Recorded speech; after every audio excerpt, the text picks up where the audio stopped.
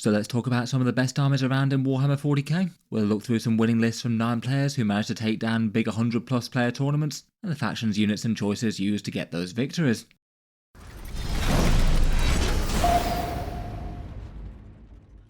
Hello and welcome back to Auspex Tactics, where today we're talking 40k army lists, and in this one I thought we'd take a focused look at some of the armies that have had the biggest successes over the past couple of months.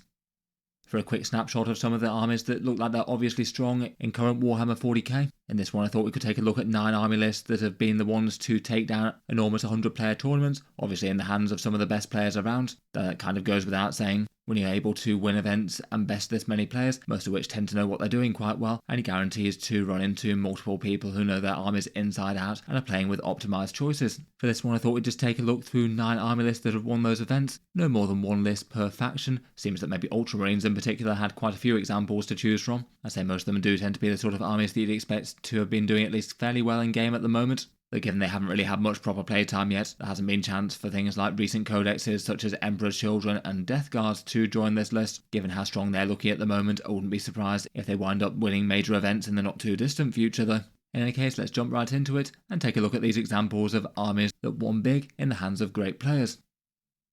Jumping straight into it and starting off we have Orks, with this list by Jeff Dew taking first at West Coast GT, a massive 147 player tournament going 6-0 undefeated. It seems that with Mordaka and Tactical Brigade both nerfed, the majority of Ork players have been switching back to Warhorde, which is what was used here, though there's still at least a fair amount of representation for their other detachments too. Warhorde gives you the big hitting sustained hit spawn in melee, which is always going to be handy. Some nice stratagems to boost damage in close combat, get into the fight a bit more easily with advance and charge +2, and a quite nice -1 to wound 1. Listed headed up by Ghazghkull Thraka and a pair of Mega Knobs, Ghazghkull being an absolute monster that can break most heavy things in close combat, and just 2 Mega Knobs here with kill source to activate his close combat buffs. His aura of lethal hits can be particularly nice in Warhorde as well, with the option for critical hits on a 5+. Makari can do that during the war. Then he seems to be leading a very scary amount of mechanised orcs into battle. There's 2 big units of boys with a war boss and pain boy leading them, so 22 boys with feel no pain for loads of objective control and a fair amount of damage as well. One with follow me lads with +2 to their movement characteristic for a really big threat range, and one with cunning but brutal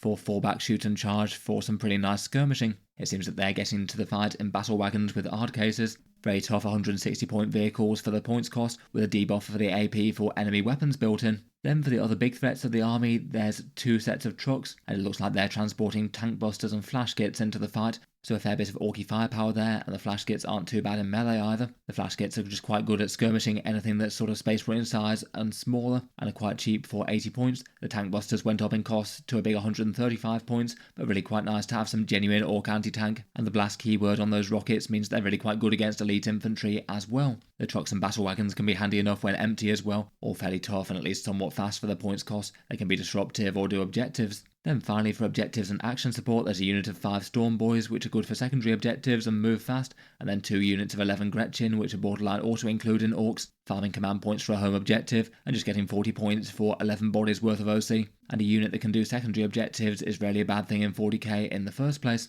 In any case, pretty cool to see multiple big all-in boys combos in battle wagons. It feels like they've got some strong rivals from Beast Snagger Boys with Beast Bosses, Knobs and Breaker Boys. They'll certainly hit hard in this one though, and more so with Ghazghkull's aura during the war. And then you've got over 40 OC worth of Orks to scrape off the mid-board objectives with their sticky objective rule too. Overall looks like a very cool and very dangerous Orks list. Next up, we've got a big win for the Blood Angels, with Josh Roberts placing first at the Glasshammer Major, again going 6-0, this time in a tournament with 105 players. The Blood Angels seem to have fallen off a little bit in terms of tournament win rate and performance over the past few months. Now ranking as one of the lower win rate armies of the game. Liberator Assault Group can clearly still do work for them though, and what's quite fun is this one used a whole bunch of Blade Guard veterans, usually getting cheaper to 80 points. It did seem on paper at least they'd be a really good fit for the Blood Angels at that points cost, a lot more efficient and able to hit most things in the game pretty hard with those mass damage 2 attacks. Liberator Assault Group is the one that gives you +2 strength and +1 attack on the charge, so it makes any melee far more dangerous. And their stratagems do things like lance and lethal hits, advance and charge, and fall back and charge amongst others, some of them having trade-off to take battle shock if you want both bonuses. For the on-foot melee threats of the list, as mentioned there's 3 units of those 6 Blade Guard, and then 1 unit of 5 Stern Guard veterans whose melee threat absolutely shouldn't be underestimated. I'd guess that probably one of the units of 5 Blade Guard goes in an Impulsor with the Chaplain attached. He has speed at the Primarch for a fights first once per game, which is pretty intimidating. It means he wouldn't be able to charge his unit very safely with all of those +1 to wound big damage attacks, and then otherwise the captain is the combo with the power fist and rage fueled warrior for the big sustained hits 3 once per game. That one costs a rather enormous 35 points now, but with the captain that means that you get +3 attacks and devastating wounds, and then you can activate that at the same time as the sustained hits 3, and then presumably throw him into the Oath of Moment targets alongside the Stern Guard, so the entire squad is re-rolling hits and wounds, including the power fist for the Stern Guard itself. And then the captain's even got a free stratagem to throw into the mix, which could be the lance and lethal hits one if you wanted. Basically, between that little combo, Jumping Asher and Impulsor, they're far more dangerous than the Blade Guard units, at least into the Oath of Moment targets, and should absolutely wreck just about any one thing in the game. Any shooting the Stern Guard managed to do with their devastating wounds is just an extra positive. Then interestingly, there's some big hitting jump intercessor units without leaders. I've not seen them used quite so much, but you have 10 jump intercessors with a power fist and plasma pistols. Fairly cheap for the marine bodies on the board for 160 points there. They'll blend hordes pretty well, and again would use stratagems efficiently if needed, plus get quite a lot of mortal wounds on the charge if they can all get in. Then there's maybe a slightly more normal single squad of them with 5, which can be nice for objectives and still bullying smaller units in this detachment. Interestingly, 2 units of 3 Outriders as well, doing some skirmishing manoeuvres for the Blood Angels and still having alright melee threat. And then 2 units of 5 scouts with combat knives, always good in Space Marine armies just about whenever. But again, in Blood Angels with combat knives and the Liberator buffs, they could absolutely be a good first turn charge threat as well if they needed to be. Potentially shredding enemy light or medium infantry before they've even got to move, and then maybe even doing move block or tagging things after that. Then finally there's 2 Ballistas Dreadnoughts for a little bit of range threat, meaning enemy tanks can't relax too much with those around, and they don't really need Oath of Moments to buff them either with inbuilt rerolls. And finally a single skirmishing combi lieutenant who is pretty much a staple in a lot of Space Marine army lists. He's hard to catch up with and can do secondary objectives and screen areas of the board when you can't do too much about him due to his reactive moves. Overall does look pretty fun and bringing some different units to the table. It doesn't seem to be a dedicated Blood Angels list in any way though, not using any of their unique units. Interesting to see passing up on the Sanguinary Guard, which often tend to be a staple for them at the moment, and going down an entire generic Space Marine unit approach, even if there's no big incentive of the +1 to wound Oath of Moment anymore. Still though, certainly looks like it's worked out in a big way. Before moving on, I'll just give a quick shout out to today's video sponsor in Titans Terrain. They're one option to get a battlefield worth of Warhammer 40k terrain on the table and does things quite differently to most terrain sets out there. The idea behind this one is that you have a 3x4 grid of cardboard tiles to make up a 60x45 inch battlefield, which is the right size for 2000 or 1000 point 40k. Each of those tiles unfolds and then up pops a building, so it's basically pop-up cardboard terrain, meaning that it can store flat. Basically it means they're going for the niche of being a super easy terrain set to store and transport, as you can fit all the pieces for it inside a box set that's about the same size as a normal size board game, so it won't really take up too much room. If space is limited, you can put it in a cupboard, or it's not hard to transport around to someone's house or something. They've got a few different design aesthetics to choose from, and the price is kind of comparable with full terrain sets for, say, MDF, and is a lot cheaper than Games Workshop, though I guess most are. The cardboard terrain system definitely does have some trade-offs, which I'll talk about at the end of the video briefly, so check back there if you're interested in this. Otherwise, feel free to check them out, links down in the video description if you'd like to take a look. Thanks to them for sponsoring this one. Moving on, and for our third army list, we have this one by Nicholas Fritschen, who used it to take first at Leoben 40k singles in the Alpine Cup. Again, going a big 6 wins undefeated in a tournament of around 250 players. Chaos Demons have generally been doing pretty well on the competitive scene recently for Warhammer 40k. Both their Shadow Legion and their Demonic Incursion are really strong, particularly with the datasheet changes that they had with their update in the last balance pass. The Shadow Legion was the one they gained at the same time as getting all of those demonic unit changes, and it basically represents Bellacor's Legion, allowing you to take a whole bunch of Chaos Space Marine datasheets, many of which are kind of interesting to ally in. It makes Bellacor a little bit more dangerous and gives you buffs dependent on the various different units, maybe notably making Tzeentch and Nurgle things a fair bit tougher, which is nice. Has a couple of kind of god tier enhancements and some useful stratagem support as well. Leading this one we do have Bellacor the man himself. He can shroud a good portion of the army from being shot early on, which can be quite a big problem for gun lines, meaning that they need to get close to the demons that will want to charge them, and has quite a big stat line that's tricky to engage when you get close to him. Alongside him there's a Bloodthirster with Fade to Darkness, which is one of the good enhancements. He's got a massive amount of melee threat, and then the rule is that if he kills something during the fight phase, usually after making a charge, he'll be able to return to reserves, so he kind of has the Warp Talon rule where he can jump in, hit something monstrously hard, and then just fade away off to reserves before the enemy can hit him back. If you use Rapid Ingress, then you can set up a charge on something else next turn. It does him kind of horrendous to play against. Then the other demon support units are a little bit on the limited side, one set of 5 Seekers. They can scout forward in a big way to do some disruption things with their speed, one set of 6 Nurglings that can screen out the midboard and shut down a bunch of infiltrate shenanigans, and then a single beast of Nurgle that can scout now as a tough annoying threat and just a little bit tougher in this detachment. The big feature of the Demons though is pretty interesting, with a mass Screamer swarm, absolutely maxed out with 3 units of 6 of them. They're very very fast and can have some general purpose punchy melee that can both affect vehicles and Space Marine style profiles very well. And in this detachment, Tzeentch units are -1 to hit as well, so those units are going to be harder to take down than they normally be. If it makes sense, they can also regenerate a model for 1 command point too.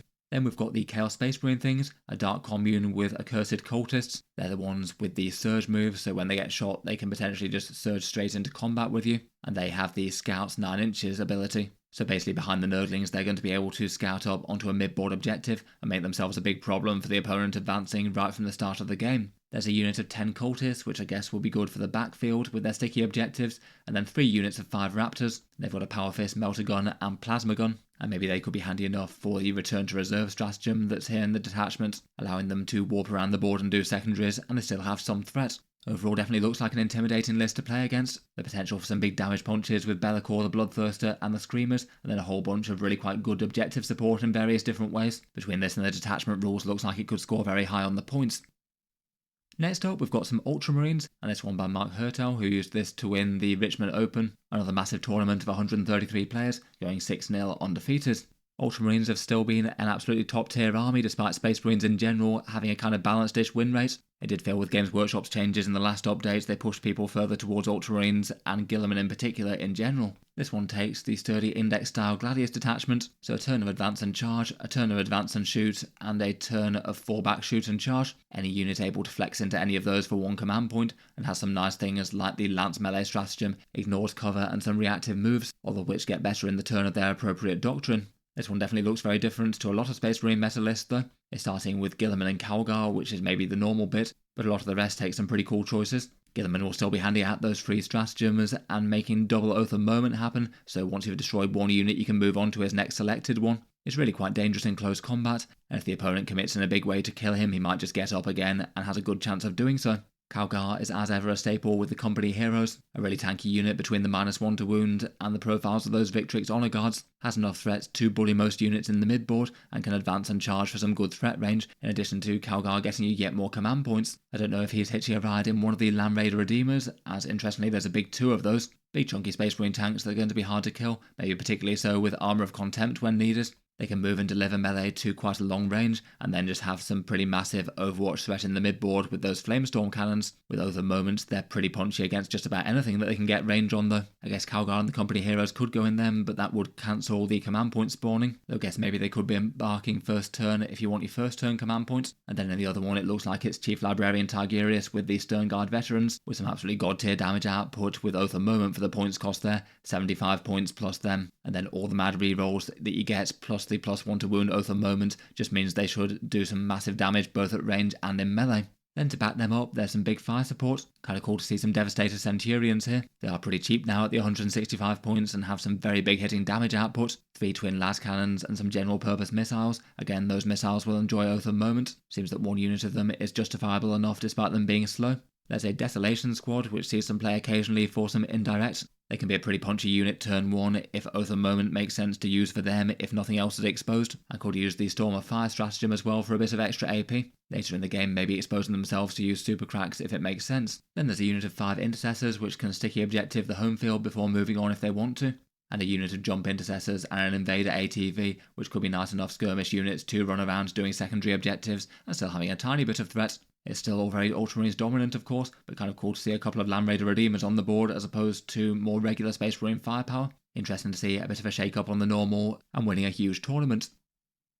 Next up, we've got the Imperial Knights, this one run by Fred Otto, who used it to take first at the Firebug Open, going 6 wins to no losses at a tournament of 156 players. The Imperial Knights have generally been having a pretty good time of it in recent 40k, really high win rates, and one of the single best factions in the game by that metric. But as ever with their reputation maybe being a bit more of a damage and defense stat check army, so while they've certainly won some grand tournaments, they aren't doing it quite as regularly as some other armies out there. There's certainly one big here though, and as ever they're using their Noble Lance before their Codex comes out, so some big inbuilt rerolls from Lalo the Tyrants from their detachment rule, a 6+ field no pain, and the normal stratagem support such as Rotate Ion Shields and Squire's Duty to make Helverins hit harder. This one's commanded by Knight Atropos, the Forge World Knight. that perhaps specialises in dealing with enemy Titanics more than other things, though has quite nice general purpose threat profiles and a 5+ invulnerable save that works in close combat as well. He gets to shoot with his Las Cutter and his Graviton Cannon, and then some Las Cutters in melee for a bunch of sustained hits 1 attacks. Otherwise, as often seems to be the case with Knights in general at the moment, it's a whole bunch of Armiger spam.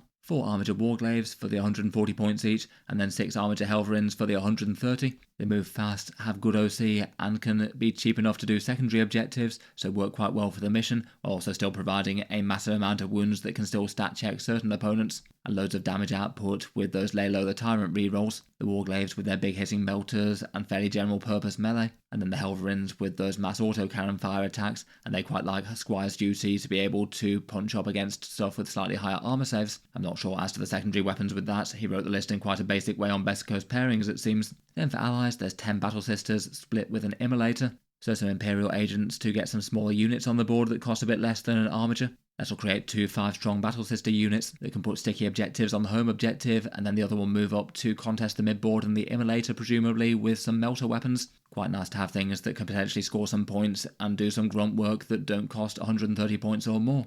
As usual for Knights, looking pretty intimidating with quite that many Armiger chassis on the board, loads and loads of damage output incoming, and lots of weight on objectives. Definitely going to be a challenge to beat all that head on.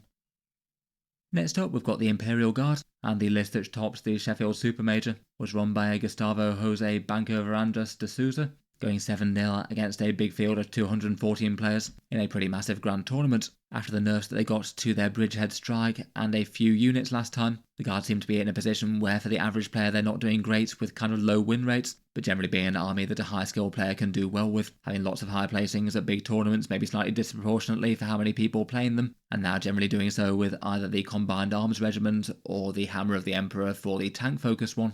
This list went down Combined Arms, so that's lethal hits with a squadron unit against tanks and monsters, and then lethal hits with regiment ones against most other things. And beyond that, have quite a lot of order manipulation, the reinforcement stratagem to send in another wave of Kazakin or Deathcore or something, and Fields of Fire for a nice easy damage buff for a regiment and squadron unit getting a boosted AP. This one's quite a nice balanced one with a good amount of infantry, some punchy elites, and then some big battle tanks, and commanded by Ursula Creed with a Cadian command squad, presumably in that Cadian shock troop unit, all sat in a position to guard the home field, and then they can issue a good bunch of orders to the infantry advancing into the midboard, and Creed can hand out some discounted stratagems. Maybe Fields of Fire could be at least a fairly reliable one there. They could then push up to the midboard in the late game if it made sense, due to their sticky objectives keeping the home field safe. Then for the infantry advancing into the midboard, there's 2 sets of Kaschan Jungle Fighters and 2 sets of 20 Deathcore of Krieg, who I'm sure will be prime targets for Creed's orders. That's a lot of bodies moving forward, and the Krieg can heal a bunch of models with their med packs if they like,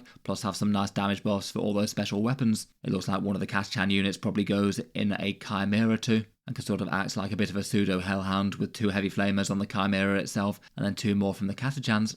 Then for elites moving forward, there's 2 units of 10 Kazakin in Tauroxes, always very efficient and will like the lethal hits if they can get it. They can move really fast and hit very hard, and could be targets for reinforcements along with the Deathcore. And there's also a Militarum Tempestus command squad with a big Scion squad dropping in that can do some pretty massive damage with a huge amount of special weapons, and they also have a med back to regenerate models if the squad's damaged but not outright destroyed.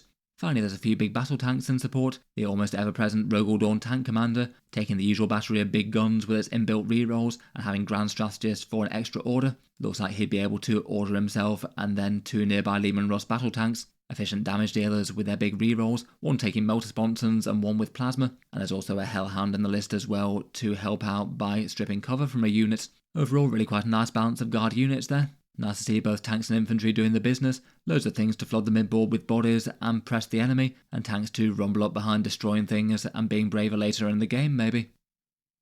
Moving on, we've got a force of Grey Knights, and this one run by an Arthur Gertler, and this one placed first at the Munsterland Major GT, going 5-0 in a tournament of 113 players. This one's very much Big Stompy Robots Grey Knight style, a Warpbane Task Force list taking no less than 6 Dread Knights, 3 of them Grandmasters, 3 of them regular ones. The Warpbane Task Force is the Grotmus detachment and has very much taken over as the way to play them when they're strong. The core rule giving you big rerolls to hit within your zone of control. So despite being in theory sort of Purifier focused, it is absolutely great for Dread Knights, who'll enjoy the reroll to hit with their hammers in close combat and Psy Cannons at range. A few lists definitely take some Purifiers to have some more guaranteed bubbles of the army rerolls, but it seems this one's absolutely fine to manage without, and I guess is going to try and take the mid-ball objectives to be able to put it down. Otherwise, most of the stratagem and support options tend to be locked to infantry. In any case, 6 Dreadknights is certainly a big force to be reckoned with. The side cannons have some punchy general purpose, anti-armor and anti-terminator. The incinerators get you a whole bunch of stats torrent wounds, and then all of them take the great hammers for some extra hard-hitting damage against tanks and vehicles in close combat. The Grandmaster ones can get some extra big rerolls when they can get melee against tanks and vehicles, and the standard ones get to advance, shoot and charge,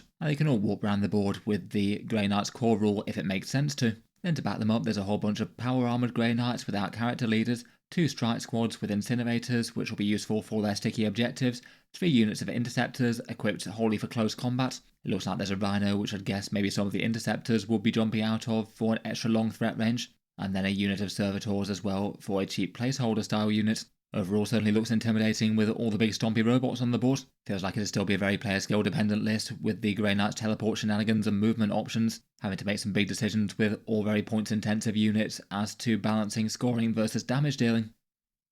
Next up, and sticking with big stompy robots en masse, we've got the Chaos Knights. Power-wise, they're seeming to be at least fairly well balanced within the ranks of 40k, sometimes doing well in big tournaments, but not really stand out compared with most. Unfortunately, they do still have the big problem of their best builds being far too focused on War Dog spam. It does mean army list construction tends to be a little bit samey. There's still obviously a massive achievement to make them win at a big tournament, and this list by Sebastian Larsen took first at SSG Miniature Metropolis, going 5-0 in a 95-player tournament. As ever, pre-Codex they're still using their Traitorous Lance, making their Battleshock rule a fair bit more useful, having Diabolic Bulwark, the walk-through wall stratagem, and ability to make War Dogs focus fire and gain a bit of damage output, and this one is about as basic and simple Chaos Knights as it gets. A War Dog Stalker leading a squad of 12 of the general purpose Danger War Dogs, 6 War Dog Brigands and 6 Carnivores, all topped off with Havoc launchers, which means the list can put out actually a fairly respectable amount of damage won in direct fire, which could be a big problem for certain armies such as maybe Ynnari with their 1 wound infantry, where you could put out some pretty meaningful damage output against them. The Stalker with its character keyword is the Warlord, and he takes the Aura of Terror.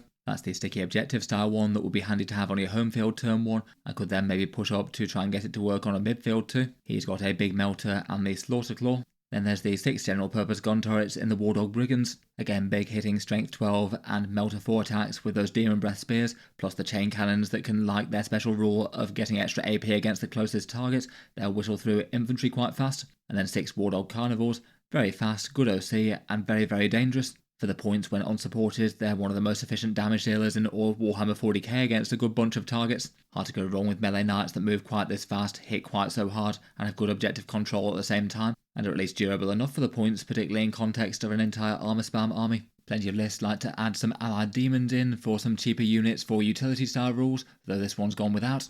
Hopefully the Chaos Knight Codex manages to shake up the formula a little bit. It's kind of silly how many times that's been underlined as a balance issue since their Codex first came out in 9th edition.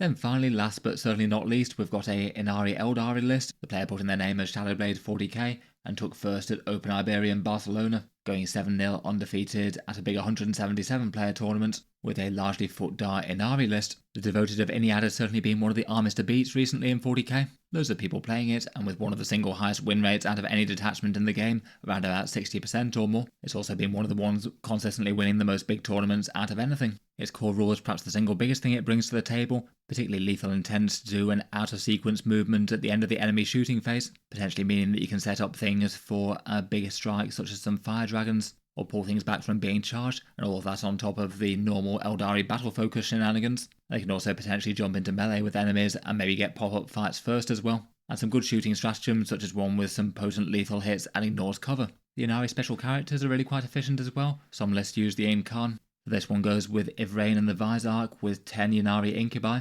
Definitely tried and tested there with the sheer amount of threat that they can do. They get built-in fights first, and Ivrain makes the Incubi's regular attacks relevant against most things in the game. And then joining them in this one is an Ynnari Archon. I'd guess who's hitching a ride in the Venom with some Incubi. Maybe after the Kabbalite Warriors have jumped out after being split by it perhaps. And then an Archon with a fusion gun, which I wonder if he might be leading the big unit of 10 Fire Dragons for fairly apocalyptic threats that you can use some free stratagems on. Otherwise, there's some nice range support with Dark Reapers with a couple of Tempest launchers for clearing out some infantry you can't see, 2 other small squads of Fire Dragons also with Fire Pikes, some fast moving punchy melee with Howling Banshees with Executioners on the Exarchs, The 24-inch flicker-jumping warp spiders with their death spinners and the X-Arc loaded up for ranged warfare, good for both secondary objectives guaranteed and shredding some nearby infantry units, and a unit of rangers and striking scorpions to infiltrate to take the midfield. There's also a wave serpent as well, not 100% sure as to the contents of that one. I'd guess probably the big unit of fire dragons with the Autarch. Finally, that squad of Cabalite warriors can be split in half and then used to claim sticky objectives on different points. Quite nice to have that on small expendable units. Overall, it's a pretty huge amount of really quite big punchy threats that are mostly almost certainly going to get the first strike on a bunch of enemy armies. Definitely an army that requires a lot of thinking with all the different battle-focused things, Ynnari tricks and stratagems that you've got to play with. Though as ever, it's consistently proving that good players can win big tournaments with it. It certainly feels like one of the detachments I'd probably expect to get nerfs in the next balance pass if I had to guess though. In any case, that's a roundup of 9 of some of the best armies in Warhammer 40k right now, who have taken down the very biggest tournaments around. Let me know your thoughts on the armies and factions mentioned, including any other insights as to how the lists were played. I'm sure I'll be missing over all sorts of subtleties, so feel free to inform me better down in the comments. Finally, before we go, for those interested, I'll just cycle back to Titan's Terrain, the video sponsor, and talk through a few pros, cons, and specific items from their pop-up terrain system. Compared with some other terrain systems, there's maybe a few more obvious pros and cons to this one, so it might not be the right one for everyone. As mentioned, pretty much the biggest selling points are that it's really easy to store on transports due to their folding system. There's not really any other terrain sets that pack away quite this small quite this easily. It's far cheaper versus a whole board's worth of Games Workshop terrain, and at least somewhat comparable with MDF, and cheaper than some fancier plastic sets. And for people without too much time, it doesn't need any painting or assembly, ready to go immediately, which can definitely be one barrier to people getting a fully painted up set on the board. The design does come with some trade-offs though. It's a bit less sturdy and hard wearing versus plastic and MDF, given it's made of cardboard and designed to fold flat. You might need to take a bit more care with it, and it means that you can't usually put models in the upper floors of buildings so easily. The grid layout can lead to a bit more inflexibility, though you can get variety by rotating the tiles, and I feel like maybe just 1 or 2 extra pieces of ruins to put on the board to break up some of the firing lanes could improve the experience quite a bit for 40k. While it doesn't do competitive things, I've had good anecdotes that it makes a perfectly acceptable casual gaming table for 40k. For their specific sets, they have a few different designs. There's Forgotten Furnace one with Chaos Runes and glowing foundries and things. A more standard Ruined City Shattered Hive affair, with bombed out buildings and armoured containers. And then a sort of verdant grassy ruin set, this one with a bunch of ruins that could apply to the far future or more fantasy settings. They've also all got an expansion thing with a big building from putting 2 different terrain tiles together, a big spire for the Foundry one, and then cathedrals for the other 2. In any case, a big thank you to them for sponsoring the video. You can check them out linked in the video description if any of that's of interest. In any case, I'll leave that one there for now though. Feel free to subscribe to Auspex Tactics if you'd like to see more like this. I'll certainly keep the regular 40k videos coming with new uploads every day. If you've been enjoying the videos on the channel, I would just like to mention that Auspex Tactics does have a Patreon page as well, and you can find that linked in the video description if you want to help keep the videos coming and get a few benefits such as entry to the giveaways and seeing occasional videos early. A big thank you to anyone there. In any case though, an enormous thank you for listening, and I'll hope to see you guys next time.